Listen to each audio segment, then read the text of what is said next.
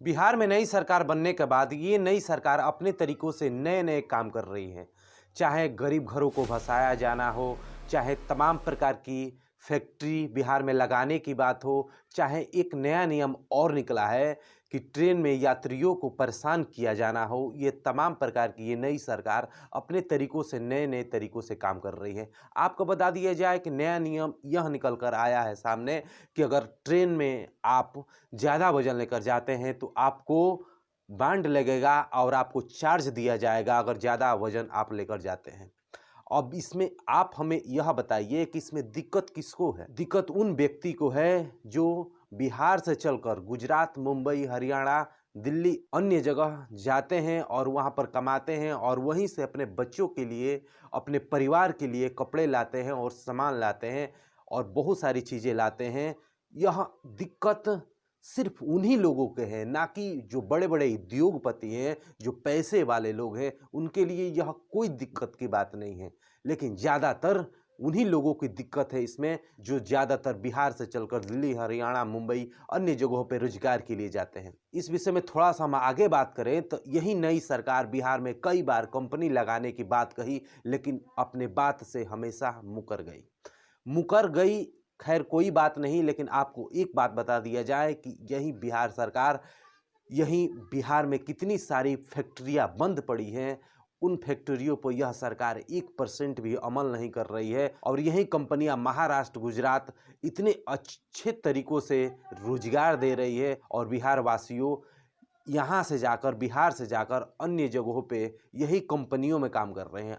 मैं बात इसलिए कह रहा हूँ क्योंकि बिहार में 14 ऐसी इथेनॉल कंपनियां हैं जो इथेनॉल निकालने के काम करती हैं और बिहार में जिस प्रकार से 14 कंपनियां अभी बंद पड़ी हुई हैं, हालांकि अभी वो पूर्ण रूप से बंद नहीं है, लेकिन आप उसे बंद ही मानिए क्योंकि जिस प्रकार से वह कंपनियां हैं वह 10 लोगों को भी रोजगार देने लायक नहीं है। यह 14 कंपनियां जो बिहार में बंद पड़ी है, इस पे सरकार कोई विचार नहीं कर रहा है और ना ही बिहार की जनता इससे कोई लाभ ले पा रही है। 14 फैक्ट्रियां जो लगी है बिहार में, आपको बता दिया जाए कि वह इथेनॉल निकालने के काम करती है। आपको भली भांति यह चीज़ पता होगा कि इथेनॉल कैसे तैयार होता है।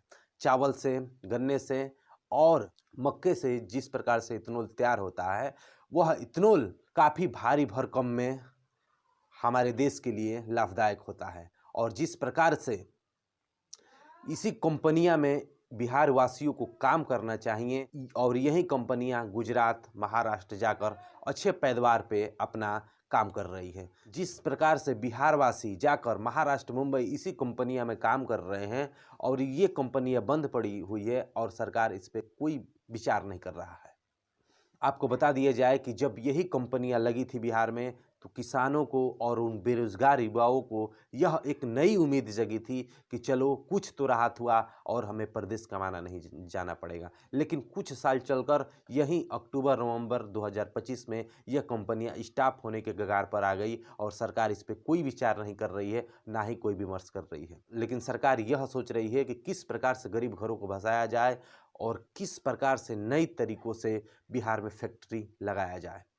आपको क्या लगता है कि ये सरकार बिहार में फैक्ट्री लगाएगी कि जो बंद पड़ी है उसे भी और बंद करवाएगी?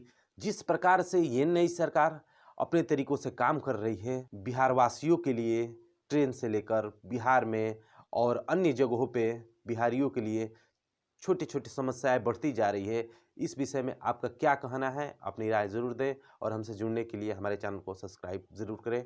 मिलते हैं अगले टॉपिक पे, तब तक के लिए धन्यवाद। जय हिंद, जय बिहार।